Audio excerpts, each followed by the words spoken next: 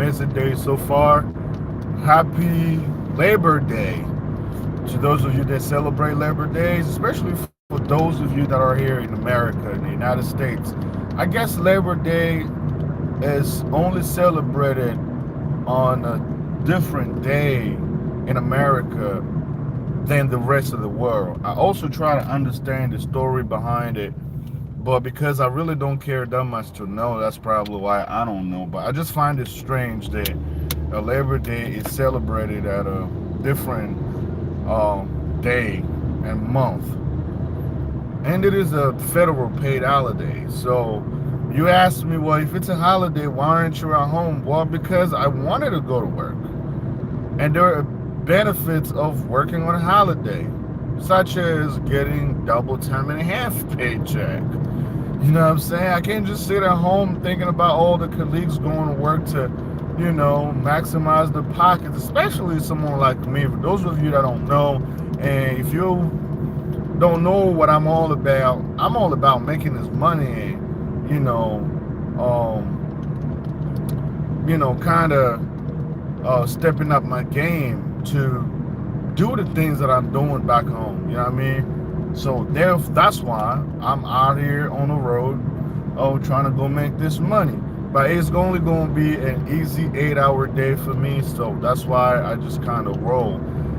You know, hello again. So let me know in the comment section where you're tuning in from, whether you're watching live or on the replay. I would really appreciate it. So I'm gonna give you guys a little more time to join, and when I feel like I have enough people in the chat, then we'll get this ball rolling. But in the meantime, cheers, all of you guys out there that are supporting this YouTube channel. You guys are VIP. You guys are the best. I got myself a coffee from Wawa. Cheers. You know what I'm saying? Alright, so I'm gonna just, give me a little more time while I sip on this coffee, because I'm a couple of blocks from my job. When I get to the parking lot, I'm gonna sit there so we can have a conversation before I go in. But again, I'm gonna just allow a couple of more minutes, let people in the building, and then we'll get this ball rolling. Yo, come on, guys, hit that like button, And again, I don't expect nobody else to support me but you guys. You know what I mean? What I'm saying? Hi, hello, how you doing? Enjoy your Labor Day. Happy Labor Day. Today is September 2nd. It is a federal holiday. It is paid. For someone like me, I'm on my way to work, but because I'm trying to get the double time and a half. You guys know what I'm all about. Doing the business in Congo and doing businesses in Africa and things of that sort. That's why I gotta go and make this money. You know what I mean? No, I'm not in DC, unfortunately. I'm in Pennsylvania. I'm going live from Pennsylvania. It's Eastern Standard Time. It is 7:04 a.m. out here. I could have stayed home if I wanted to, but I gotta go make this money. It's gonna be an easy 8-hour day for me, and it's a paid holiday. So my job, so on a holiday, when you work on a holiday, they pay you because it's a holiday. It's an automatic pay. But on the top of working on a holiday, you are making twice and a half your hourly pay rate. And see, those are the advantages of me, working on a holiday. That's why I couldn't just, stay at home. Especially, I got the approval from my supervisor and the chief that I could come in today and make this money. I just gotta do it. You know what I'm saying? How are you? Mighty CDG? How you doing, guys? Oh, thank you for joining the chat. What's QNH? Listen, I'm old school. I don't do well with these abbreviations and stuff. So you're gonna have to be a little more specific when you say QNH. You know, All right, you guys. So I feel like I have enough people in the chat, so there is no need for me to, just keep waiting for more people to join. So we could just get this ball rolling, and then we'll talk about what's going on. All right, you guys. So I'm sure you guys are curious and clicked on this video because you saw the title, and you are just as curious to find out what I'm about to talk about as I am myself. All right. So I think these conversations must be had, and it's very, very important because there are a lot of Africans living abroad who are trying to relocate to the motherland to live their best life, to leave all of this behind. Because for the most part, some of us have moved to the West under the impression that life will be, like roses, and you will live in the skyscrapers and everything will be great. Your salary will be great. People thought that they will probably keep 70% of their salary when they get a job out here. But then when they find themselves outside of the country, now the money they're making is barely enough to even support the lifestyle they live here. And do you think they will have enough money to build something back home that they can return to? That's another question that we'll probably get back into later throughout this live stream. But let me tell you a couple of things that I personally feel are preventing most of us Africans from moving back to the continent, regardless of the high willingness, the high level of willingness to do so. Number one, we need to understand. Hello. Yeah, family is great. How you doing? Oh yeah, good to see you, everybody. Good to see everybody back on back in this live stream again. All right, let's get back to the video.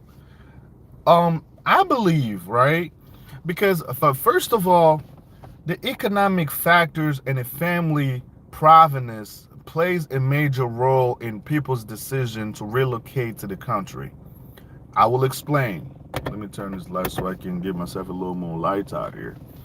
Okay, so somebody that come from a family where they were struggling a lot, and then probably their parent, they had to give up everything they had to make sure that their child moves abroad, with thinking that that's the best thing that's going to happen to them, due to the fact that lack of opportunities in most African countries for the youth.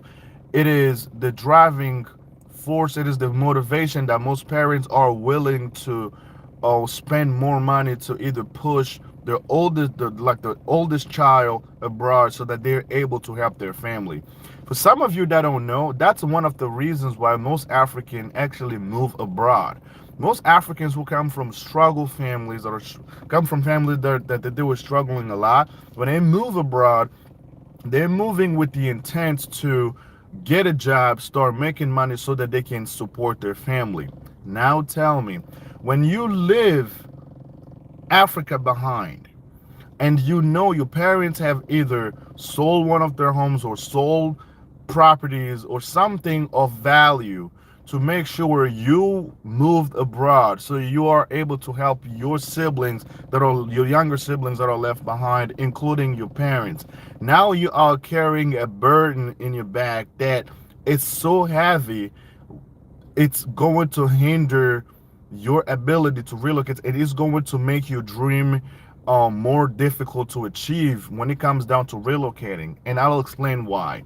Think of it this way: they've given you the responsibility to take care of your family medically and financially, meaning that if your mother or your father is sick and they're in the emergency room, because they sent you here to provide for the family, now you have the obligation to send money back home so your parents will receive treatments.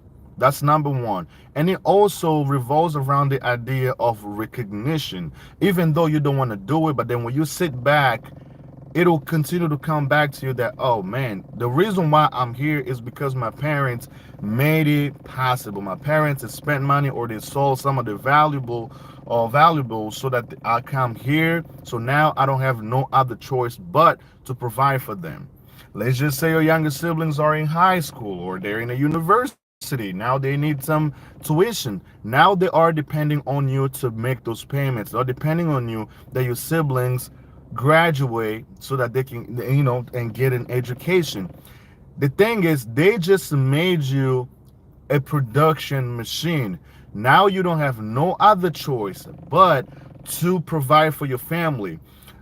Knowing how difficult and how hard life it's already is, especially here, someone like me living here in America, I can only speak on behalf of the United States of America, but I am confident, despite of differences in systems from the Western society, but for the most part the ideology is the same everywhere. So which makes me comfortable to speak on behalf of most Western countries, because we all see that they share a lot of things in common, and the workforce is pretty much identical.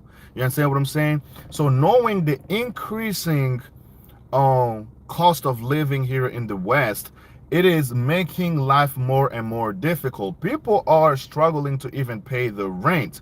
People are struggling to even make ends meet. Now, on the top of that, you have to support your family. Maybe your 60, 70-year-old mother or father who's constantly sick, who goes in and out of the hospital. Now it's become your responsibility to take care of them, not including your siblings, your younger siblings who are in school or in college.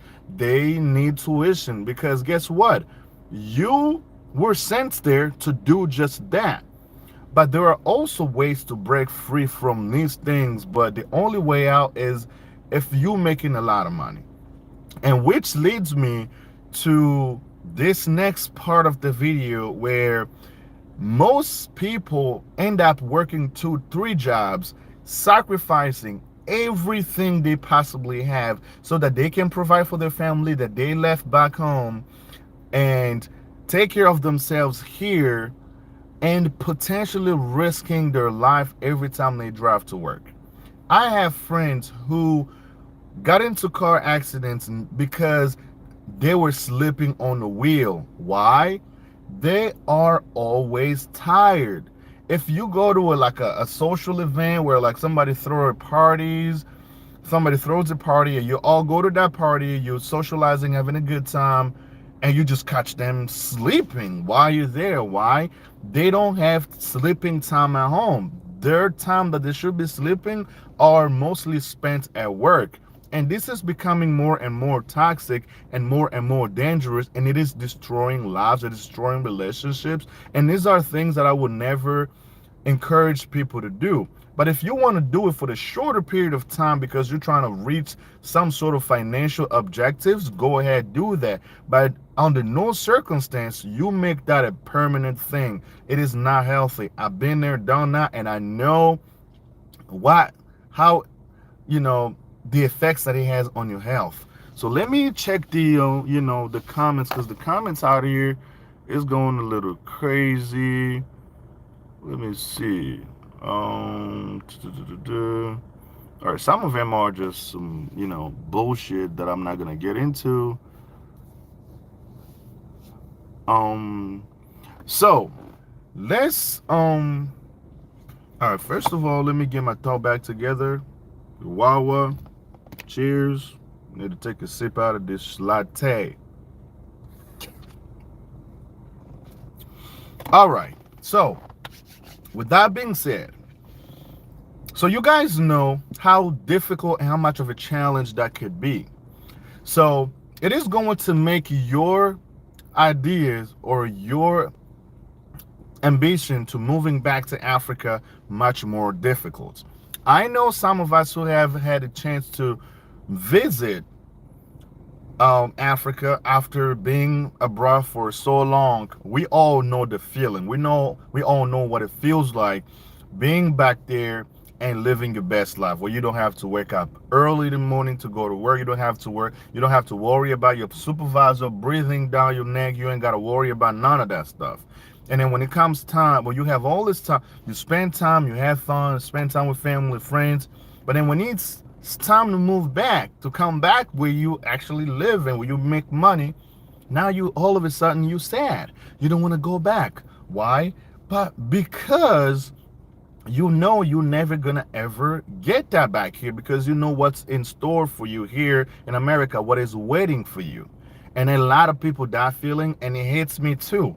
Every time I visit Congo and it's time for me to fly back to the States, all of a sudden I just get sad. I don't talk much, and I'm starting to think about things that I'm going to have to deal with when I come back to the States.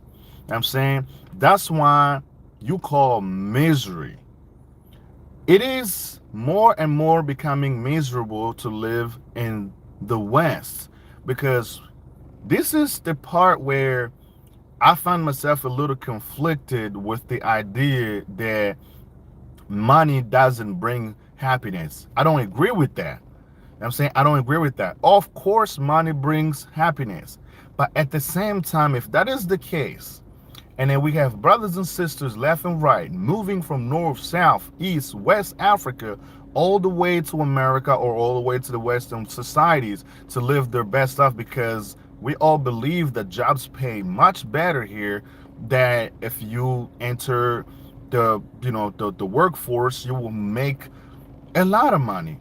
But then when you come here, you start making money, it's barely enough, and you're becoming more and more miserable. But because you're making money, you ain't even got no time to socialize with your people. Some people, even some married couple, they barely see each other throughout the week because they work different shifts. When one gets home, another one is already getting up to go to start their shift, and vice versa. And that's becoming more and more of an issue. And if that continues, guess what it could lead to? It could lead to the destruction of your very relationship or your marriage. You understand what I'm saying? And things like this are happening constantly, and now it is blinding people. People now are starting to question the idea of moving to the West. Those that have understood and they have the money enough to start a business back home, they will rather stay there than moving here, because if you do that, then you're just going to lose everything you ever worked for. So let's revisit one example that I earlier shared with you, where someone coming from a struggling family where their parents have sacrificed everything, including their homes, to have enough money to send them here in the West with the idea that they will make enough money to support the family. Now, you are unable to replace your parents' home because you know homes, some people for some reason then think, oh, buying a house is cheap in Africa. Unless you're trying to buy in a village somewhere, and even in the village, it ain't gonna be that cheap either. But let's just say you buy in the village is very cheap.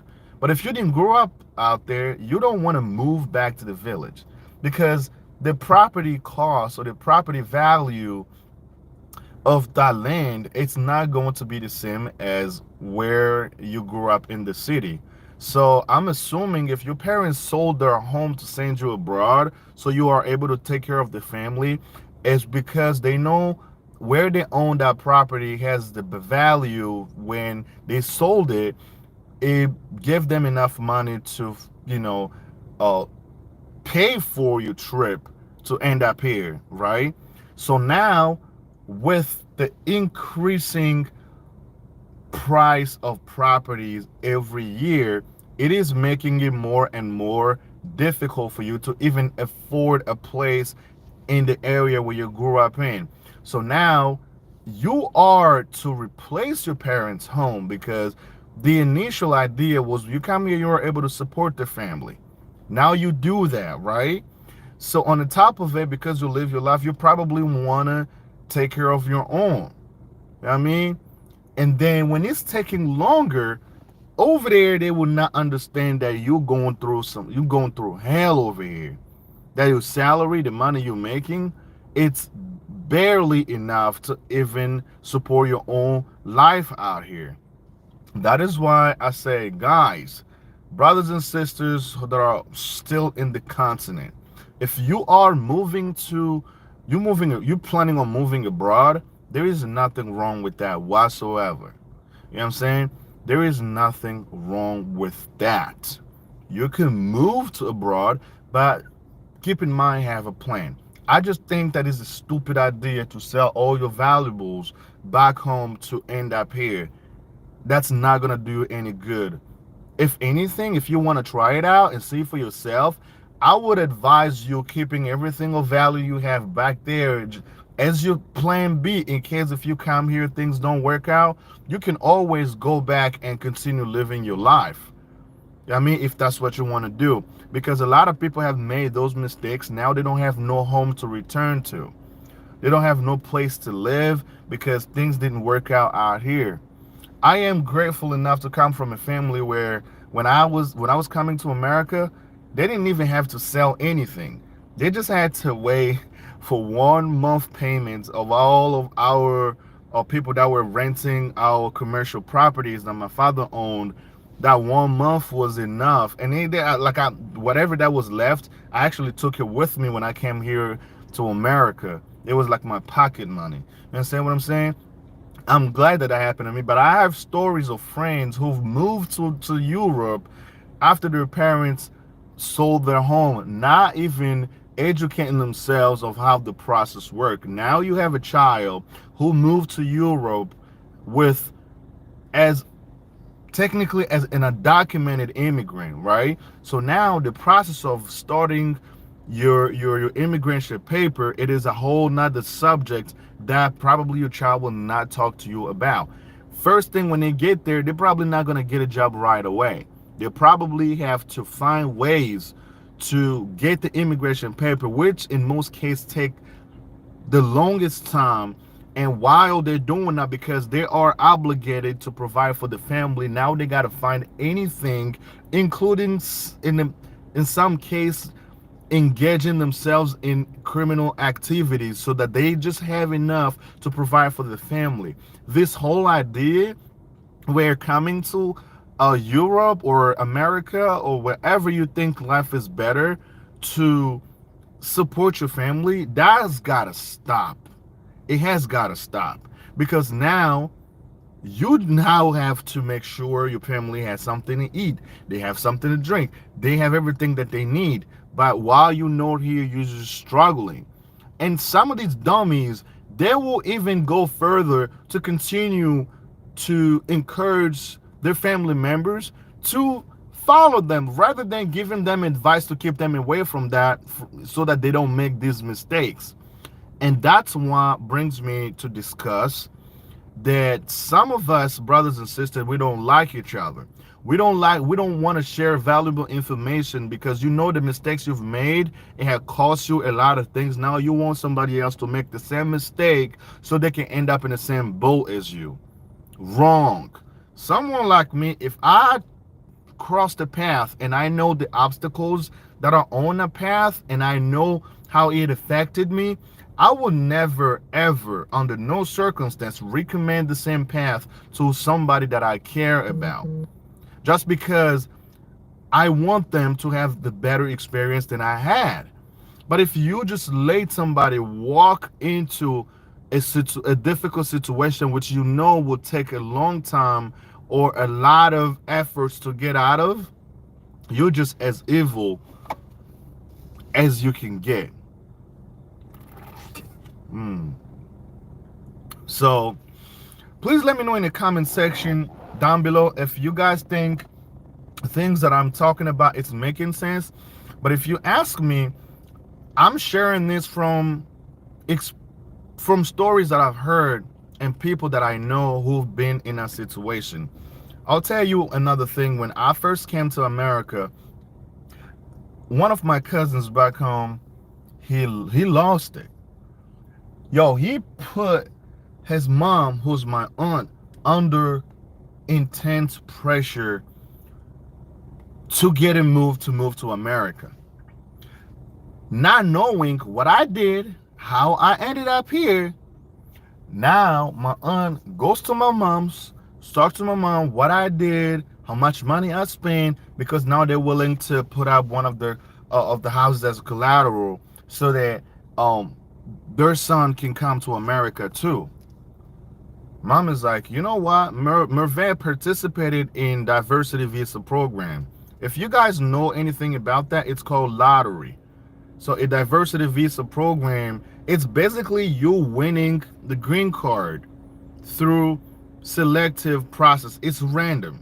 It's almost I won a green card lottery. That's what it was. One of the most legal ways to come to America. That's how I ended up here. For some of you that don't know, that's how I ended up in the United States of America, right? So mom is like, all right, just wait till next year, encourage him to participate, and it is a chance factor. If he wins, you do everything, it's not going to cost you that much money to send him there. If not, I don't know what to tell you. So when they learned that, they were kind of disappointed, right? They kept playing and kept playing, kept playing. Now, sometimes they'll reach out to me, what did you do, man? I ain't do nothing. I just went there. I paid what it was, the fee back then. I remember it was probably $5. And here I am. That's all I can tell you. Ain't nothing I did. I didn't pay nobody, nothing. So I brought it up because I know it could be a little toxic, especially among us Africans. Some of us tend to become suddenly jealous of other people's success. Lucky for me, when I moved to America, my parents didn't send me here with the idea of helping them out. I do help out in whatever I can, but it's mainly my mom. And I'm glad that my mom to live her life here does not depend on me. She got whole lot of things that my dad left behind when he passed. They'd been married for like 38 years before my dad passed away.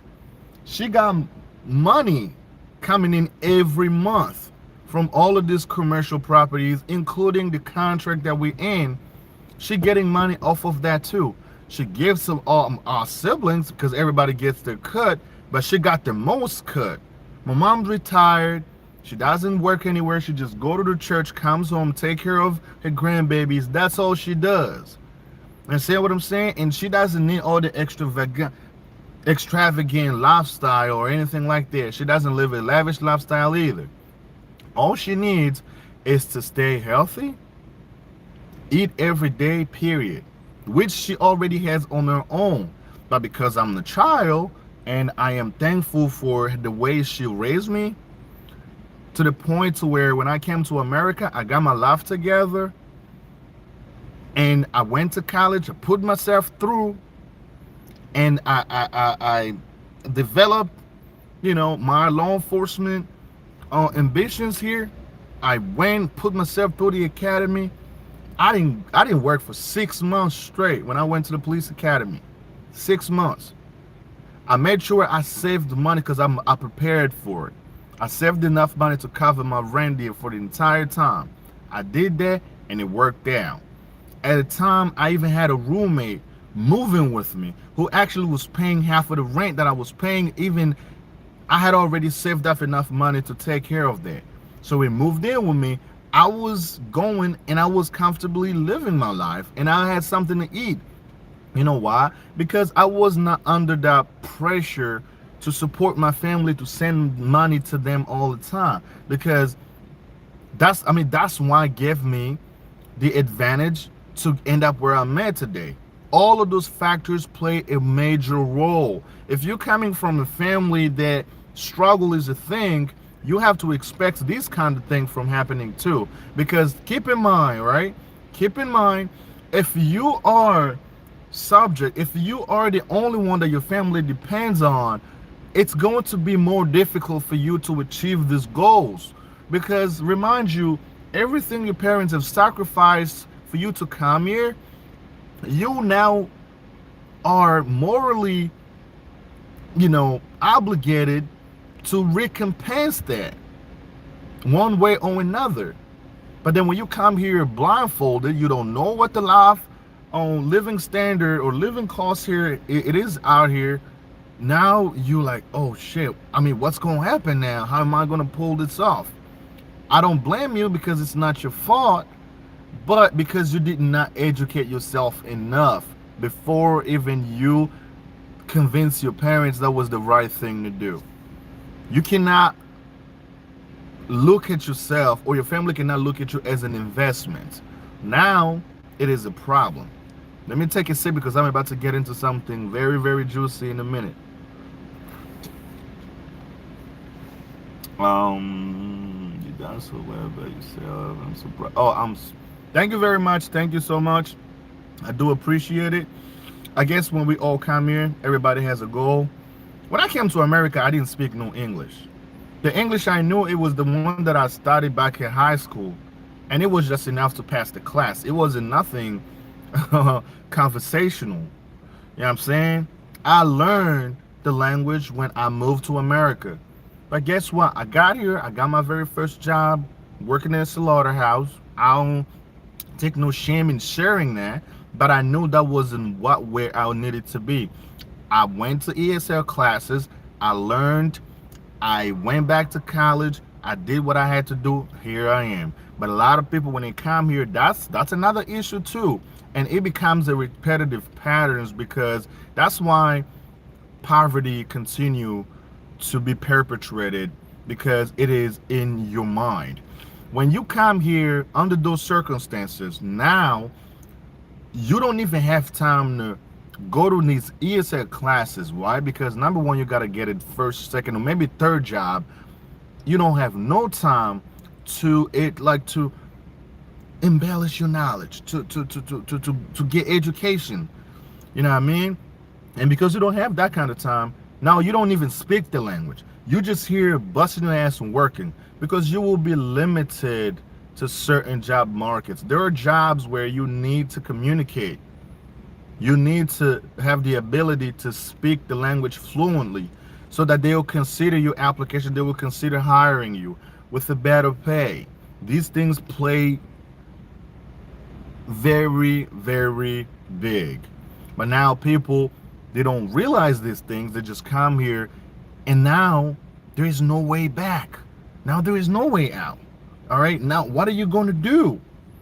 You understand what I'm saying? So guys, please trust me on this. Most Africans will rather move to Africa. But some of you racists out there, or some of you ignorants out there, who has always throw a famous phrase to Africans, go back to Africa. But you should consider these things too.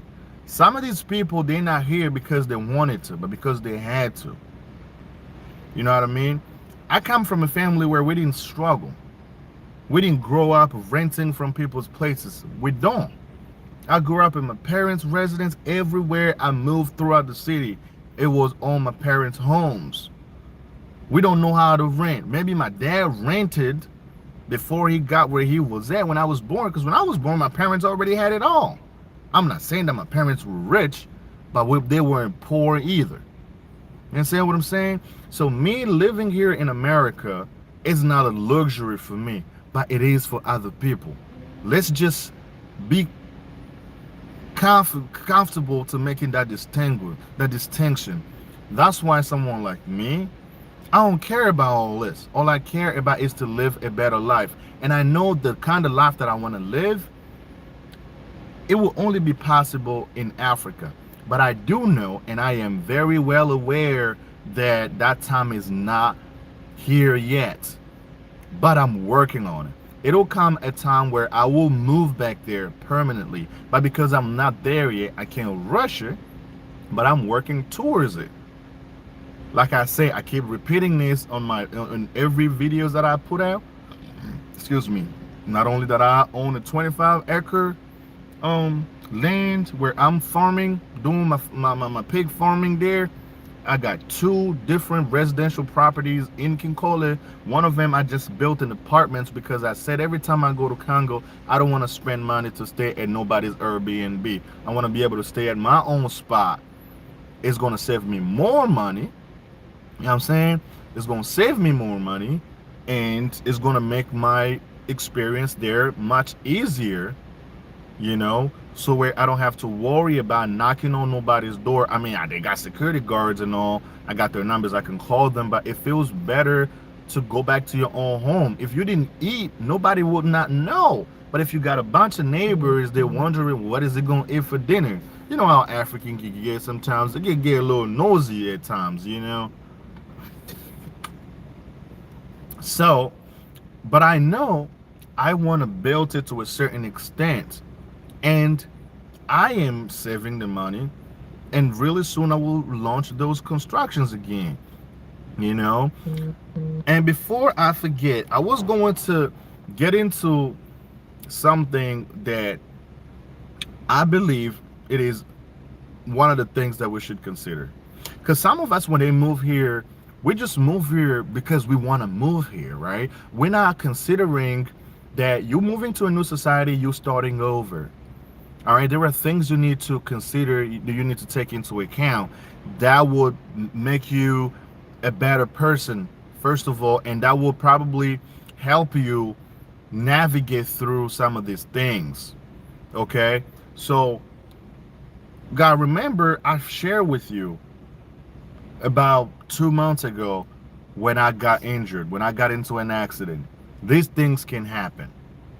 We are human beings. We're not robot. You know what I'm saying? We human beings, things can happen to us.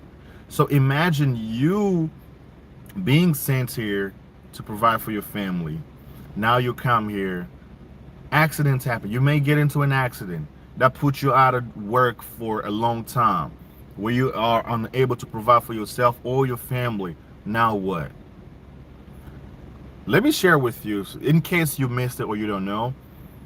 On June 22nd, I was in a motorcycle accident. I was just like, yeah, I'm making all this money, and I got extra $1,000 in my bank account. What do I do with it? You know what? I want to do something new with my life. I wanted to get into biking, right? I purchased a motorcycle, got that damn thing registered, insured, and all that. I got everything ready to go. I get the bike on a Thursday, got all the paperwork finalized. I crashed it on a Saturday. I only had that motorcycle for 2 days. Funny, right? Do you think I got up and got on the motorcycle to go crash it and injure myself to put me out of work for almost 2 months? Absolutely not. But I was just excited that I wanted to try something new in my life. I wanted to introduce something new. I'm getting this motorcycle, I'm going to ride it around, and because it's summertime, I don't always want to be in the car. I want to enjoy the weather. Understand what I'm saying? I got all my gear and everything. I took the class. I got my motorcycle driver's license. They gave me my endorsement. I went down to DMV. I paid for everything. I was very excited. The moment I kind of rode the bike on Friday when I got off work. I got off work. I got home early. Got on the bike. Rode it around. I'm like, yeah, I'm getting a pretty good feeling out of this zone. So I put it back on the on the parking spot. Saturday was my day off. I'm like, I'm not working no overtime on Saturday. I'm gonna just ride my bike all day long. Get on the bike, put my helmet on, and next thing you know, made a turn, boom, curve. I rode on the throttle a little aggressively, and here goes a parked car right across from me. Boom! Try to move my arm heavy as hell. I'm like, what the hell is going on? I tried the second time, I tried to move my fingers, nothing is happening. It kicked in, I immediately knew I had dislocated my elbow. Now a lot of things start going through my head. I'm like, fuck. I mean, I didn't freak out about my job because I know I wasn't freaking. I didn't freak out about losing my job because I knew I wasn't going to lose my job. I had already made probation. I'm a full officer and all that stuff. You know what I'm saying? So I didn't even worry about that. But I was worried because of the fact that things that I have planned to do around that same time and the money that I had saved to start building my second residential properties, now that money had to be kept in my bank account, knowing that, okay, the only way out, I had long-term disability, which I also talked about, but I didn't have short-term disability. I didn't understand how both works. I didn't understand that short-term disability kicks in 2 weeks after something happens to you, you start getting that. And in long term, you have to wait 6 months. You know, when it happened, I sat right by the bike, call 911. I gave them my location because I'm a cop myself, so I know all this process. I gave them the exact location. I told them what's going on because I can see that there was a leak. You know, the motor was leaking. You know what I mean? The motorcycle motor was leaking, you know, and the fire board got there. They, you know, made sure that they covered that up so it wouldn't cause, you know, an explosion or some shit. And the cop gets there, they get my info. I give them all the info they needed to get. Ambulance showed up, put me in the back of the truck, transported me to the hospital. I got to the hospital, they, you know, reducted the elbow, they popped it back in place. Yeah, they put me to sleep, you know what I mean? But, you know, they did everything. So then they put me on a sling and all that. I'm laying, I gained my conscious. I picked up the phone, I started calling friends. Remind you, I didn't inform my parent. I didn't let them know. I didn't call my family because when it happened on a Saturday. On a Tuesday, my uncle, who had just passed away, his viewing was just going to take place on a Tuesday because I know how my mom was affected by my uncle's death. I didn't want to add another bad information on them because I didn't tell them anything. I told my mom and my family it was almost a month later because I wanted them to get over my uncle's grievance. And then I told them, hey, mom, this is what happened. I didn't want to freak you out because X, Y, and Z. So what I'm trying to get at is when that happened, I stayed home. I was just using my vacation times and my sick time that I had accumulated since I've been working where I'm working now to continue to get that check. And once it ended, which took about 5 weeks, and now whatever I had available to start my construction, I started just living off of that money. And it was enough. And when I started physical therapy and everything, it got me through. I was making my co-pays and all that good stuff. And then when I was able to use my right hand again to type the computer and everything, I reached out to my supervisor, talked to the chief. They're like, hey, if he can't use his hand, I actually showed up at my job. They looked at it, they were like, oh, I mean, if you can't type in the computer, we can put you in the office. Light duty till you clear from physical therapy, then you go back on the streets full duty. I'm like, hell yeah, let's do that because it feels good to keep getting a paycheck, right? So it didn't affect me because I had enough money in my account, number one. Well, do you know why? Because I don't have the obligation to send money back home to support anybody. I don't pay my mom's rent, you know, because she has a whole house that her husband left behind. Even if it's on the contract, but according to the contract, they were supposed to build her because, you know, her husband passed away, all the children are gone. I'm the youngest and I'm 32. All my siblings are older than me. They're all married too. They got children and everything. You know what I mean? To build her a 2-bedroom apartment, that was the agreement. But because the construction was still happening, they were kind of running a little late. So now that company had to get my mom a place, to rent my mom a place to live. So they're the one paying the rent. My mom doesn't even pay that rent. That was a part of the agreement. You know, I'm just, you know, telling my family business because I care about you guys. You know what I'm saying? Because it doesn't make no sense for me to hide all of this so you can understand the dynamic. You know what I mean? So that's what's happening. I'm not even paying my mom's rent because she gets that check every month. She buys her own groceries. She's good. I didn't have to send her money while I was at home not working, not getting that paycheck. I mean, I got it 5 weeks after I got hurt, but throughout that time, it was just, I probably had 2 or 3 paychecks that I didn't receive when it stopped, when I had used all my vacation and sick times and the money that I had available in my account. So it helped out a lot. And it was 3 weeks later, then they brought me back to work. So now I'm back at work, you know what I mean? While I was able to do all of that because of everything I told you. That's why it feels good to be free. It feels good to be free. Freedom, it is what's going to give you a lot of things in life. Think about you, right? Think about what your occupation. Oh, I'm sure you're probably new on the channel. Um, I'm a cop.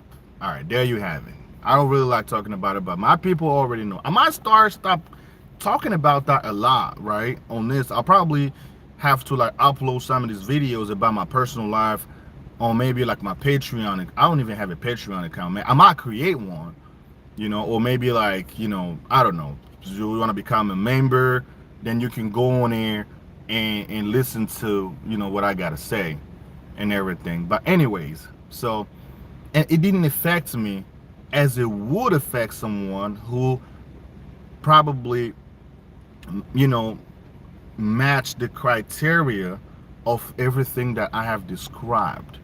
So we have to keep in mind that things like that could happen to us. That's why they call it accident. Accidents can happen to anybody. It may or may not be your fault, but when it happens, it puts you out.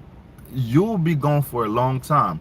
I had a friend who lost his apartment, his car. Why? Because he went and played soccer on his for leisure on his day off with other friends, and they tackled his ass. Guess what? He broke his foot. Broke his foot, didn't really have a good insurance, lost his job because, that was not a job related accident. Lost his job. Now he's stuck with the highest medical bill because the insurance didn't even cover it, right? He didn't have money to pay for his apartment. He lost his apartment. Now he had to move with some friends who were nice enough to get him a place to stay, to get him a spot to stay. All of these things in life can happen. That's why I'm very careful with the decisions that I make. Other than going to the gym and probably the stupid thought that went through my mind to get a motorcycle, that's probably the last thing that I could put myself through. I don't want to hurt my family, and next thing you know, Merv was in a motorcycle crash and he died. Speaking of which, yesterday on my way to work, I work early, right? Get on Broad Streets because I work in Philadelphia area. I work in Philadelphia, right? I get on Broad Street. It was a bunch of cops everywhere. I'm like, what the hell is going on? The ambulance was there. I stopped at the red lights. I looked to my left. It was a motorcycle that crashed. Sitting there, and the person who was riding it died. And they covered its body with something, waiting to transport him to the morgue. He didn't even make, he died right away. So I get to work. I'm talking to my coworkers before I relieve the person that had worked the night before. We talked for a little bit. They were like, yeah. That call came out. It was a fatal crash on Broad Street. I'm like, yeah, I saw the guy laying there, like they covered his whole body. And we kind of like started cracking jokes about me getting a bike, and I'm like, yeah, I already made up my mind, and I ain't going back to riding motorcycle and shit. I don't even know why it went through my mind, but that's the end of it. And I'm like, I'm thankful I only dislocated my elbow. I didn't break my arm. It was just dislocated. But the physical therapy is painful. Now it's gotten better. It's not as painful as it was when I first started. Holy shit. Yo, when I'm this stretching my arm, like tears are rolling down my eyes unexpectedly. It's not like I'm crying, but it's coming down on its own because that's how painful that was. Like the pain is traveling straight through my heart. I'm like, oh my God. When I'm stretching on my own, before I go to the physical therapy, I mean, it's happening, right? I mean, it's painful on those areas where I'm still stiff. But at the same time, like, I'm so thankful that, man, it could have been worse. And after all the horror stories that I've heard, I'm like, you know what? I love my life. I want to be able to move back to Congo and live a better life and enjoy my future because I'm still young, But I'm not going to ruin it because I feel like, okay, I got all this money available in my account. Let me spend $3,000 on a stupid bike. Spent it? I didn't even have the bike for a week. The motherfucker. I'm sorry, I'm starting to crush because I'm getting a little excited, right? But that can happen to you too. That's why it is very necessary that some of us brothers and sisters in Africa, when you're trying to come over here, just make peace with it. Try it in different ways. Don't go out of your way. Oh, we're gonna sell this, I'm gonna sell that. It might come in handy. Don't do that. Don't. It's not worth it. It really is not worth it. Listen, man, I'm not just saying this to make some of you or whomever this may be seen as I'm looking down on certain people. I ain't gonna lie to you. I make good bread. I'm still on my base salary because I came from a different police departments, right? And because I didn't have 10 years of service, you know, because I graduated academy in 2019. So I didn't have that, so I started at the base salary. Even the base salary is still good. It's still great. Let's just say, as a cop, if I with overtime and holiday pay, I make six figure. I'm not even hiding to tell y'all about that. But if I ever showed you what I drive a Honda Civic 2010. I'm inside my Honda Civic 2010. But if I always wanted a Tahoe. I can go to a dealership with my credit score and buy me a freaking Tahoe. That big freaking truck. I love that truck. I'll probably end up buying one eventually. But it is not my priority now. My priority, it is to build in Africa. That's where all my money goes. If you've been watching me for a while, you know I live like I don't have anything. I live like I'm broke, but that money is going to Africa to invest. You know what I'm saying? Brothers and sisters, start making better decisions. I didn't intend to stretch this live stream, but because how important this topic is and how important I feel like I needed to share this information with a lot of us out there, that's why I needed to sit here and take this time. You know what I mean? All right, Patreon. Oh yeah, I'll probably do that. I'll probably open a Patreon account. Actually, when I go in there, I'm gonna look it up. I'll do what I need. I'll see what I need to do, and I'll probably open up a Patreon account so I could talk more about my journey and what got me here. But it will probably help some other people out there. There are certain information about ourselves that we take for granted might be very beneficial to other people out there. That was even the purpose where I started this YouTube channel, so we could all share things that we have in common. So we could talk about business, talk about getting out of certain situations that are continuing to keep us down. Because us as Africans or as black in general, we already know how the world look at us. And we can't look our saviors to come from outside of our community. We gotta lift each other up. You know, we are the only ones that can help each other out on these situations, period. I don't care what anybody says, but that's the situation. All right. Thank you guys so much for tuning in. I really do appreciate it. That really means a lot. You guys tuning in. I know your time is valuable as much as mine is, but I figured this conversation was very important and it needed to be had. And it's time for me. I only got 5 more minutes before I walk into that building. And please give me a thumbs up and let me know where you're tuned in from in the comment section down below, and I will really appreciate it. Stay tuned because I'm going to keep bringing these live streams so we can have more of these conversations moving forward. And thanks for your loyalty, by the way, and I do really appreciate it. Until the next one, I'll see you guys soon. Happy Labor Day for those of you that are here in the States, and happy the beginning of the week for some of you that are watching from other places around the world. Until the next one, I'll see you guys soon.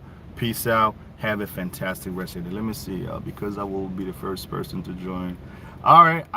Listen, thank you so much. Thank you so much. And that really means a lot. This is the kind of support that I need on this YouTube channel. Peace out. Have a fantastic rest of your day. I'll see you in the next video.